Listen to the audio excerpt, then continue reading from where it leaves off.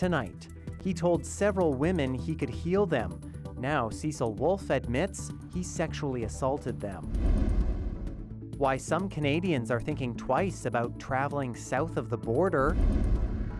That we needed to share our buffalo. And 2 First Nations collaborate to bring a herd of Yellowstone bison to Saskatchewan. This is CBC Saskatchewan News.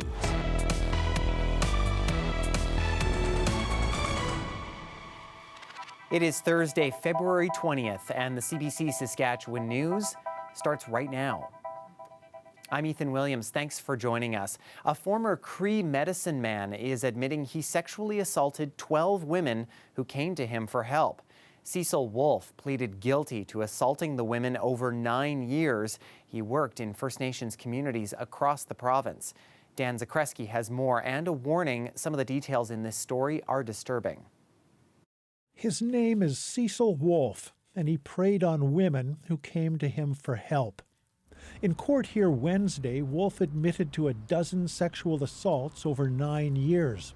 The women he victimized came to him because he was a respected medicine man. Wolfe worked on First Nations across the province, for the Saskatoon Tribal Council, and at the White Buffalo Youth Lodge. Court documents detail how he assaulted the women. Wolfe would tell the women to wear skirts but no panties to the sessions. Then he would grope them and digitally penetrate them. Then he would pretend to pull various objects from their bodies. Snakeskins, crab claws, hair, pieces of ribbon. He claimed that these objects were the bad medicine causing their health problems. Wolfe had pleaded guilty in 2022 to these same charges. But then a judge let him change his mind and plead not guilty. The judge decided his lawyer hadn't properly explained the consequences of pleading guilty. Wolfe returns to court next month for sentencing. Dan Zakreski, CBC News, Saskatoon. RCMP have charged a 15-year-old boy in connection with the quadruple homicide on the Carry the Kettle Nakota Nation. The teenager faces 4 counts of first-degree murder. He made his first court appearance Thursday. The youth was arrested Tuesday along with the other suspect in the case, 18-year-old Darius Reset. Reset is also charged with 4 counts of first-degree murder. 4 people were shot and killed earlier this month at a home on the First Nation. RCMP say they believe the victims were targeted. And RCMP say they've arrested 29-year-old Ryan LaChance. He is the second suspect connected to a trio of stabbings that happened last weekend on Big River First Nation, as well as an attempted robbery in the nearby community of Victoire. LaChance was arrested Wednesday at a home on Big River First Nation. He made his first court appearance in Prince Albert Thursday. Getting a mammogram in this province can be a long and frustrating process, and if you need further care, it could be even more challenging. Aishwarya Duda has more on what you need to know about breast care in Saskatchewan. My hands are shaking. For Louise Federko, every moment is precious. Federko went for her annual mammogram in December, and doctors found a mass in her breast. She needs a biopsy to determine if it's cancerous, but she's been waiting over a month for that to happen. I might not have breast cancer. I don't know. But the torture of going for months not knowing is, it's hard. It's hard to describe even. I wake up in the middle of the night, completely soaking sweat, shaking and wondering, I just don't know. Talk to anyone needing breast cancer care and they'll tell you navigating the system is very challenging. But here's what we know. The province is gradually reducing the age limit for mammograms to 40. Right now, we're at 47. However, wait times for mammograms vary. Some people I spoke to in Regina say they're waiting up to a year. The Saskatchewan Cancer Agency says you can get in pretty quickly in Prince Albert, but in Moose Jaw, you'll be put on a list, and once a spot opens up, you'll be booked in. And what you do is you scroll through it. If something concerning is found in the mammogram, the next step is getting a diagnosis. For that, you could go to Calgary. The province recently extended an agreement that allows people to go there for diagnostic testing. The Saskatchewan Health Authority says it's working to ensure biopsies are done in a timely manner. Hold your breath, don't breathe. We are endeavoring and actually meeting to provide that sort of care within 2 to 3 weeks, and that's across the province. Federico, meanwhile, continues to wait. I can't just sit back and say, oh, well, that's the way it is, because it needs to change. And if it doesn't change for me, so be it. But even if it changes for, the younger generations, it has to change. Aishwarya Duda, CBC News, Saskatoon.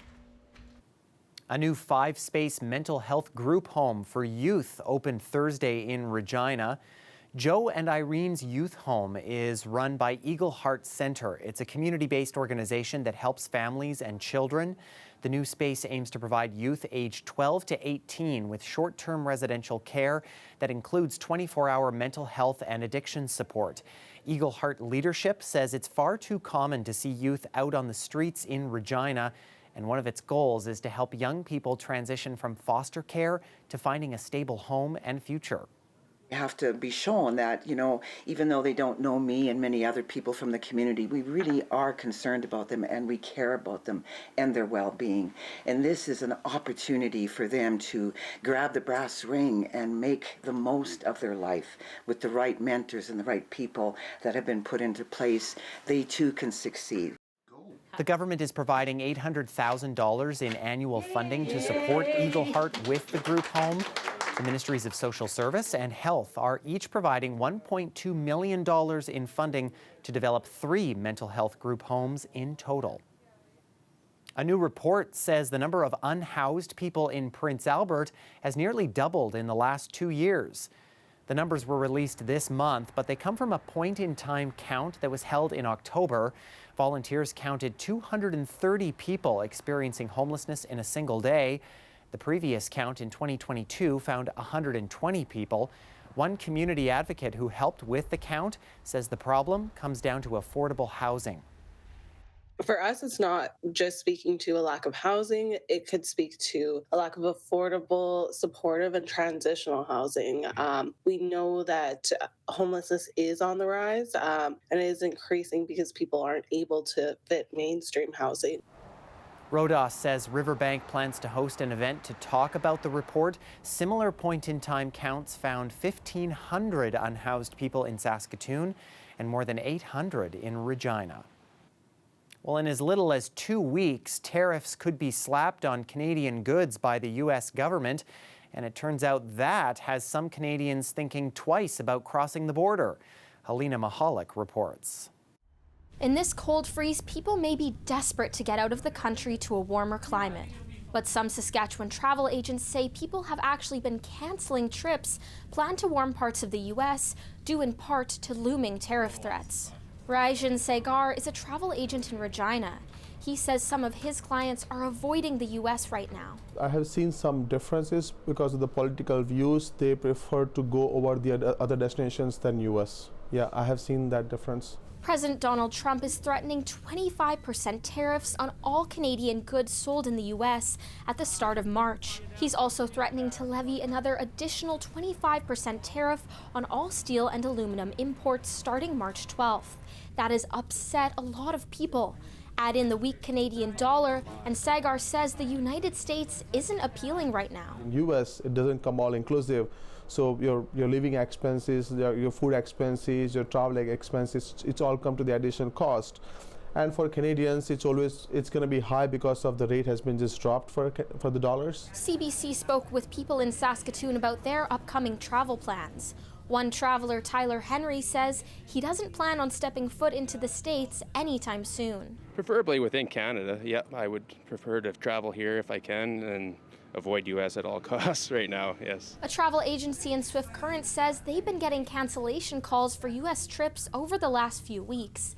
That includes Disneyland in California, Disney World in Florida, and Texas. The manager of Marlin Travels says people are now choosing Mexico or Europe instead. Some people that we already have booked into, let's say California or Florida or Texas, are looking at saying maybe we should change our reservations and we should go to Mexico for a week because it's just going to be more reasonable and they feel almost safer. Fingelstad predicts the number of flights leaving Saskatchewan to the U.S. will go down and that airlines will be using smaller planes. She says she hasn't seen a U.S. travel boycott like this since Americans boycotted Canadian beef during the mad cow disease crisis in 2003. Helena Mahalik, CBC News, Saskatoon. We felt so strongly that we needed to share our buffalo. Ahead on CBC Saskatchewan News, how two First Nations worked together over nearly 3 years and hundreds of kilometers to bring Yellowstone bison from Montana to Saskatchewan. Stay with us. We're back after the break.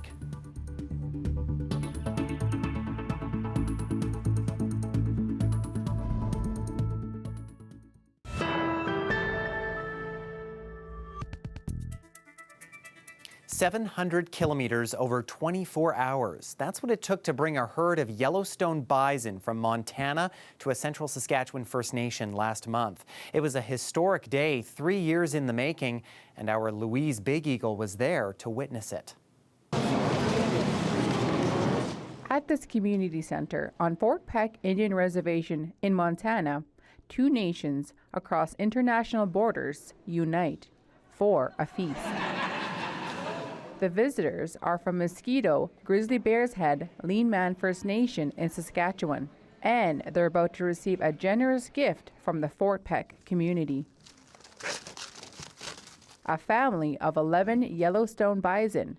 It's taking extensive paperwork and medical testing to make sure the bison are in good health. But the transfer is finally happening. We felt so strongly that we needed to share our buffalo. And so here in the United States, we've been doing that for several years. But about 2.5 years ago, we were talking about it would really be nice to be able to take it up north and share with our relatives up north. And it's critical for our health of the buffalo and that we have genetic diversity. The Fort Peck Reservation was one of the first to sign the Buffalo Treaty. It pledges to preserve the buffalo and buffalo teachings through conservation. So this exchange between our nation and our relatives up north, the other nation up there, is critically important because it opens a doorway that had been closed to us before. This historic event. Mosquito, Grizzly Bear's Head, Lean Man Chief Tanya Stone followed the bison caravan from the U.S. to their new home in Saskatchewan. She says the reconnection of the two Nakota communities is important as our nation struggles with language, culture, and social issues. I truly believe that if we come together as a Nakota people and nation to nation and alliances, you know, it just builds and strengthens us as a people. She sees the bison as an educational tool, as young men in her community will take care of them. They're also a source of food sovereignty, improving the health of members. I think it's a significant, meaningful just opportunity for the nation. We're learning, we're young, we have a young leadership, we have students that witnessed today the buffalo transfer, and we'll all be able to grow old with the buffalo. Stone says this was a dream come true for many people, a vision that became a reality. Louise Big Eagle, CBC News, Mosquito, Grizzly Bear's Head, Lean Man First Nation.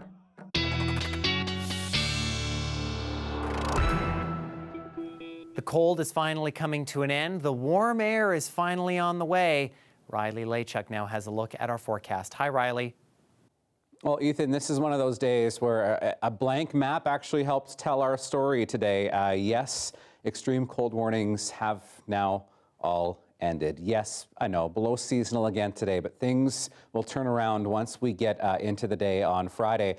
By the way, in case you were wondering, if you thought that this cold snap felt long, it's because it was. In Regina, 19 days, if you include today, that we've been below seasonal for this time of the year. Saskatoon has 2 up on you at 21 days if you include today. So yeah, if you think that it has been cold for quite some time, you're not wrong. It has been quite a ways below seasonal for several weeks now, almost 3 weeks for some of us. Regina, -17 today. Saskatoon, -16, still about 10 degrees below seasonal for this time of the year. But Maple Creek, -8. I mean, getting closer to seasonal, and some of that warmth pushing into the province as we got through the afternoon hours. With that, some cloud cover through south and central, even in Regina, getting a bit of cloud cover throughout the afternoon hours and a few flurries into northern sections. Other than that, though, not a lot to talk about, but as we head into Friday, things do start to change a little bit. So you'll see that there is, as long as we have some cloud cover, a pretty persistent and pretty regular chance of some scattered flurries really throughout the weekend. For Regina, Friday morning, we do start under a mainly clear sky, mainly sunny sky, but a little bit more cloud cover into northern sections as we see some instability riding along the jet stream. For the afternoon hours, I think there is a chance, even in Saskatoon, that we could see some showers or some mixed precipitation as we get later into the afternoon Friday. For the rest of us, though, really just looking at a mix of sun and clouds tomorrow. Maybe some breeze here and there, but certainly not as windy as it was. Into Saturday, another chance of some scattered flurries really through northern sections as we see some of that instability kind of riding along the jet stream. You can kind of see here where that jet stream cuts through the province. North of that, we do see a chance, I think, in La Loche, the 7 centimeters a bit on the high side, but certainly dusting to a few centimeters, really not out of the question for parts of the province, particularly the further north you go as we head into the weekend. Waking up tomorrow morning to -15 in Regina, -14 in Yorkton and Hudson Bay, -11 in Saskatoon, but already on the western side of the province looking at temperatures in the -single digits to start the day. It only goes up from there, so up to -1 for Friday for Regina. Bit of cloud cover rolls in for Saturday at -2. Mostly cloudy into Sunday at +3, but some wind moves in for Sunday, and then we're above seasonal into mid next week before dipping down to -1 once again on Wednesday. So the entire 7-day forecast around the freezing mark, really. Into Saskatoon, 0 for Friday. Chance we could see maybe a few showers into Sunday at +3, and then staying above 0, Ethan, all the way until late next week. Looking good. Thank you, Riley. Well, the Four Nations hockey tournament is wrapping up, but another hockey tournament in Warman is underway. We caught up with teams playing in a mini sticks tournament. This is our 9th annual mini sticks tournament. We have 60 teams with us today. They all get to play 5 games throughout the day, 15-minute games. We have 10 mini rinks running right now in our gym.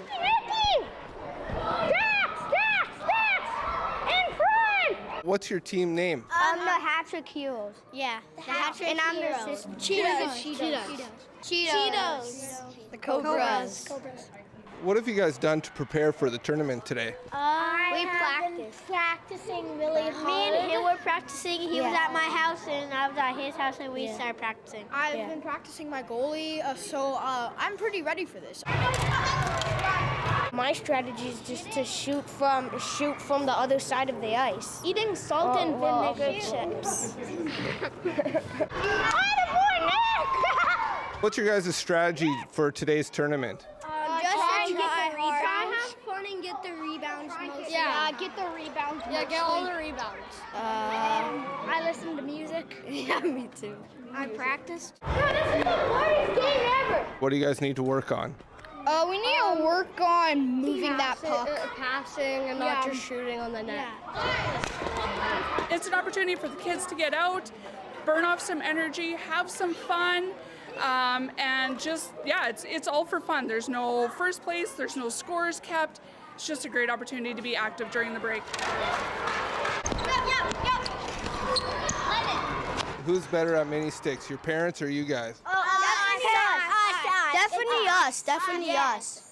Definitely us. Definitely. Yeah. Yeah, definitely. No chance, parents. No chance.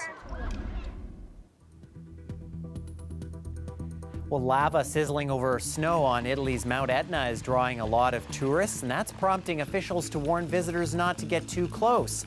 Mountain rescue crews say tourists often arrive wearing clothes that offer little protection, and some end up with injuries when they go near the flowing lava. Authorities are monitoring the latest volcanic activity closely. Stay with us. We'll have more news for you after the break.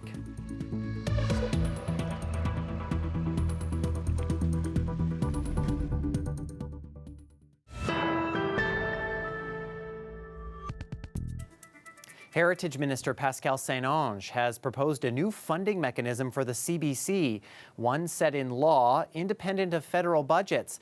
She said CBC needs stable, predictable, and better funding.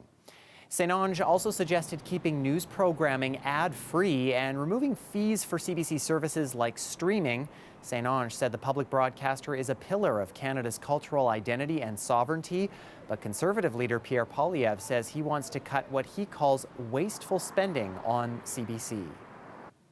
Well, to say the Four Nations hockey tournament has been tense at times, it's a bit of an understatement, especially between Team Canada and Team USA.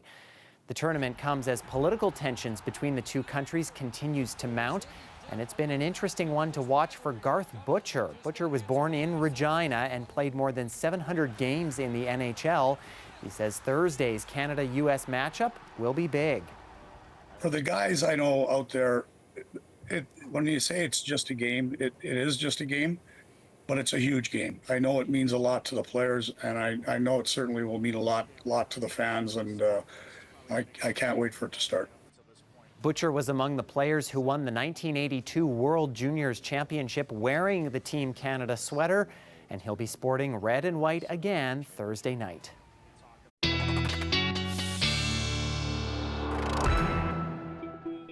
Well, looking at your overnight temperatures, certainly not as cold overnight as it was last night. In fact, our overnight temperatures more like daytime highs from the past couple of days. Regina -18 overnight, -17s, -18s up the eastern side of the province, -11 in Maple Creek. So that gives you that sort of range of temperatures, -11 to about -18, depending on where you are overnight tonight.